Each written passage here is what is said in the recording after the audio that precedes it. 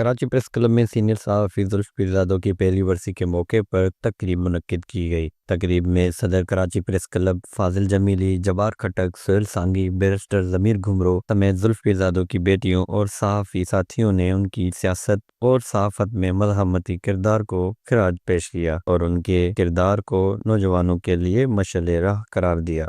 دیکھیں، زلف ہمارا دوست تھا، اور نہ صرف صحافت کا دوست بلکہ سیاست کا نظریاتی ساتھی تھا، اور صحافت کے فی زمانہ صحافت کے اندر جو نظریاتی لوگ رہ گئے ہیں بہت کم رہ گئے ہیں، تو ان میں وہ ایک نمایاں اس کا بھی حصہ تھا، اور خاص طور پہ اگر سندھی صحافت کی بات کی جائے، کیونکہ سندھی صحافت ان ہمارے دوستوں کے آنے سے پہلے ایک خاص قسم کی صحافت تھی جس کا کوئی عوامی مسائل سے لینا دینا نہیں تھا۔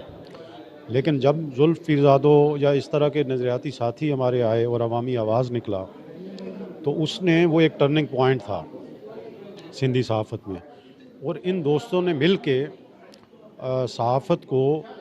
عوام کے حقیقی مسائل کو اجاگر کرنے کے لیے استعمال کیا۔ دیکھیں، وہ جو پرویز مشرف کا دور تھا،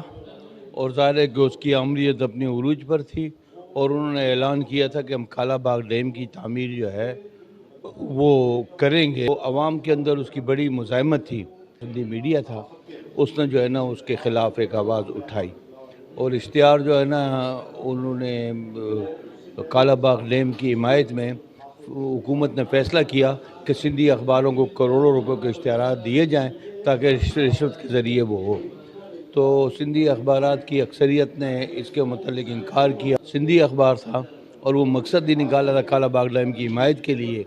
انہوں نے جب اشتہار جو ہے نا وہ چھاپا، اس پر احتجاج میں ان کی پوری ٹیم نے جو ہے نا وہ استعفیٰ دیا، اور اس میں جو ہے نا پیش ہمارے زلف پیرزادہ صاحب بھی تھے۔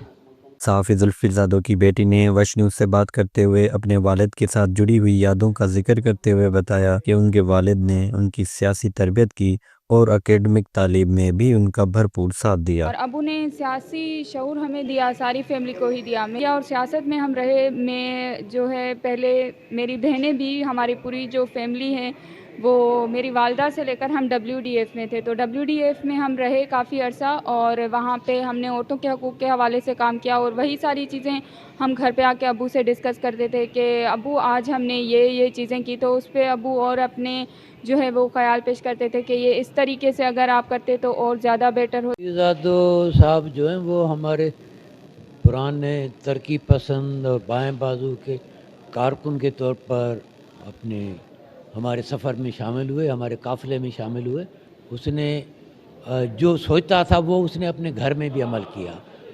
اس نے اپنے بچوں کو، اپنی بیگم کو بھی اسی طرح سے روشن خیال بنایا اور ان کو آزادی دی۔ زلف پیرزادہ کو بچھڑے 1 سال ہو چکا ہے، لیکن وہ اپنی منفرد شخصیت کی وجہ سے آج بھی کئی حلقوں میں تازہ ہیں۔ کیمرہ ٹیم کے ساتھ جواد علی، وش نیوز۔